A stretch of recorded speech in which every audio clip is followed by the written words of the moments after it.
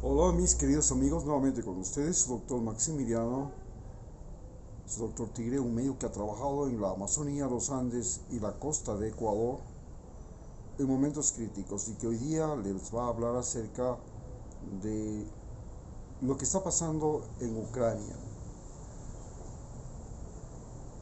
Para entender esto tenemos que entender que la guerra de Ucrania se produce porque Rusia invade Ucrania y esta invasión se debe a que Ucrania decide ser parte de la OTAN o intenta ser parte de la OTAN. Y durante la Segunda Guerra Mundial, Ucrania pues fue invadida por los nazis, los rusos la liberaron, pero luego el gobierno de Stalin produjo en ese lugar una verdadera masacre, una hambruna que mató 6 millones de personas porque le quitaba el trigo a Ucrania para distribuirlo al resto de la Unión Soviética, y esto produjo una crisis alimentaria. Como consecuencia de eso, Ucrania guarda un profundo rencor contra Rusia. Pero Nikita Khrushchev pretendió remediar aquello que hizo Stalin, aquella masacre, aquella muerte por hambruna, y entregó a Ucrania Crimea y la parte del Don que está hacia el lado oriental, donde es ahora la zona de invasión de Rusia. Lo hizo a cambio de que Ucrania fuera un aliado leal de la Unión Soviética. Pero la Unión Soviética se disolvió el 3 de diciembre de 1991 y en ese momento se creó la Unión de Estados Independientes y cada país de la ex Unión Soviética cogió un rumbo incierto y distante de Moscú. Ucrania, junto con Bielorrusia y Rusia, son países hermanos, son países de la misma raza, la misma lengua, la misma religión, muy diferente de lo que son Azerbaiyán, que es musulmán, Kazajstán, también musulmán, Armenia y Georgia, que son católicos maronitas, una religión católica especial. Y esto hacía que Rusia confiara en que la Unión Ucrania jamás se volvería o se haría aliado de sus enemigos que se agruparon, se unieron en la OTAN. Los aliados de Rusia se unieron en el pacto de Varsovia. Pero Ucrania decide traicionar a Rusia y decide que quiere ser parte de la OTAN. Originalmente, primero de la Unión Europea, lo cual Rusia le dijo no hay problema, pero luego ser parte de la OTAN. Esto significaba que la base más importante que tiene Rusia hacia el Mediterráneo, que está en Crimea, una zona que siempre, desde la época de Catalina y luego de Pedro el Grande, perteneció a Rusia. Rusia la conquistó, se la arrebató al Imperio Turco y en ese lugar estableció la base más importante, la base naval más importante que tenía dentro del Mediterráneo, en el Mar Negro, en el Mar de Azov. El que Ucrania quiera pasarse significaba que tenía que entregarle esa base militar a la OTAN. Por supuesto, Putin dijo no, invadió Crimea en el 2014 y construyó un puente desde Rusia hasta Crimea para afirmar que eso era territorio ruso. En consecuencia, en Rusia nace una reacción contra Ucrania, y a su vez en Ucrania los nacionalistas ucranianos, los que llaman nazis, nacionalistas ucranianos, les llama Putin, deciden hostigar a los rusoparlantes de su territorio, que son todos los que están en la margen oriental del río Dnieper, Donbass y todas estas zonas. El momento que hace este hostigamiento, los rusos advierten a los ucranianos que pueden invadir si es que continúan con estas acciones.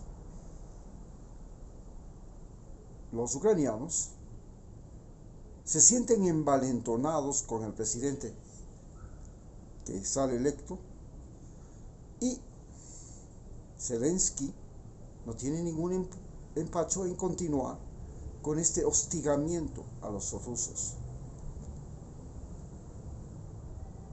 Rusia, que conocía muy bien a Ucrania, porque durante 90 años entrenó y formó su ejército, creó ciudades, construyó carreteras, hizo todo el desarrollo dentro de la Unión Soviética,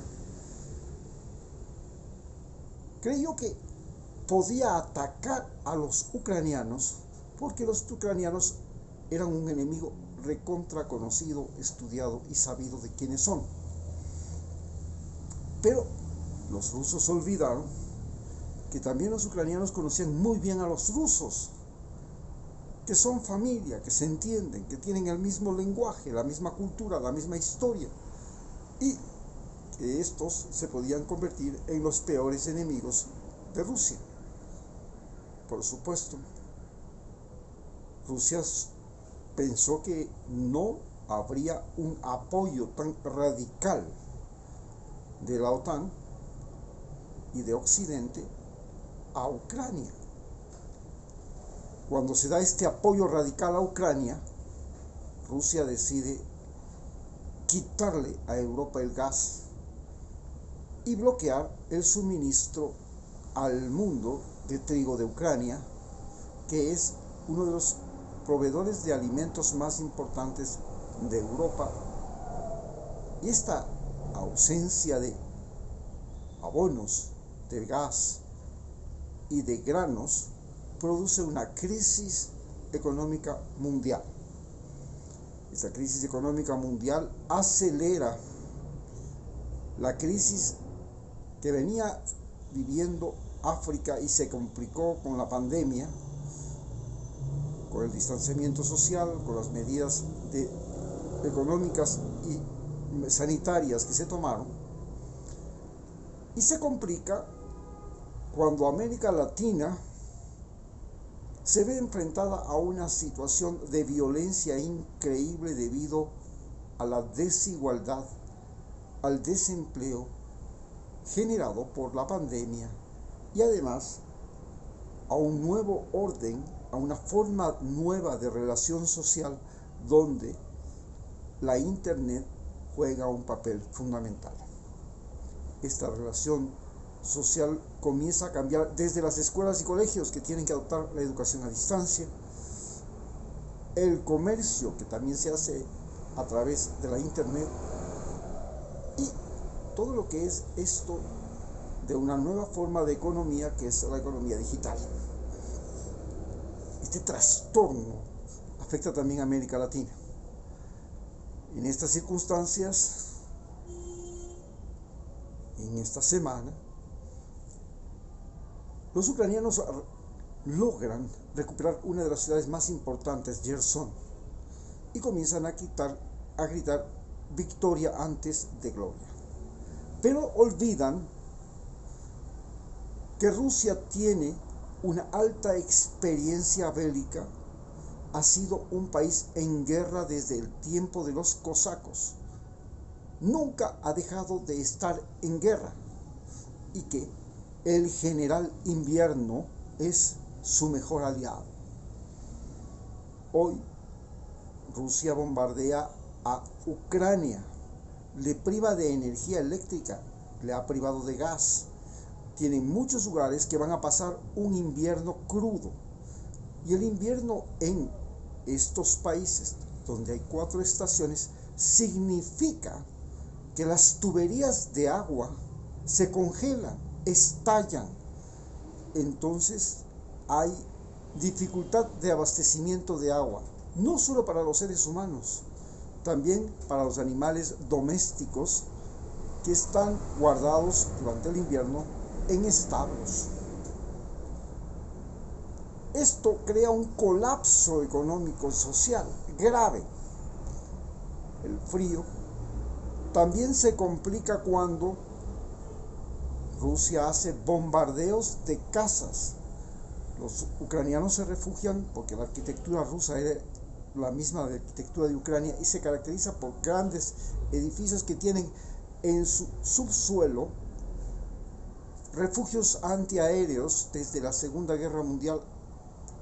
Y estos refugios antiaéreos fueron muy útiles y ahora lo son nuevamente. Pero al mismo tiempo permite a Rusia bombardear casas, edificios, quitarles el alojamiento a miles de personas sin provocar mayor cantidad de víctimas. Esto, más la falta de energía eléctrica, de gas, nuclear y todo, hace que la guerra de Ucrania, que en ese momento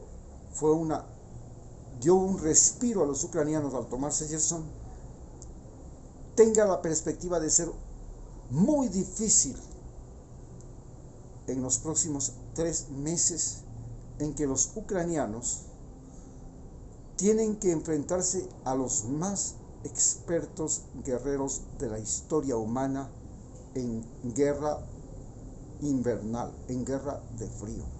Recordemos que el general Invierno le ayudó a Rusia a derrotar a Napoleón, le ayudó a Rusia a derrotar a Hitler. Hoy tiene la gran posibilidad de ayudarle a Rusia a derrotar al ejército ucraniano y al ejército de la OTAN. Muchas gracias.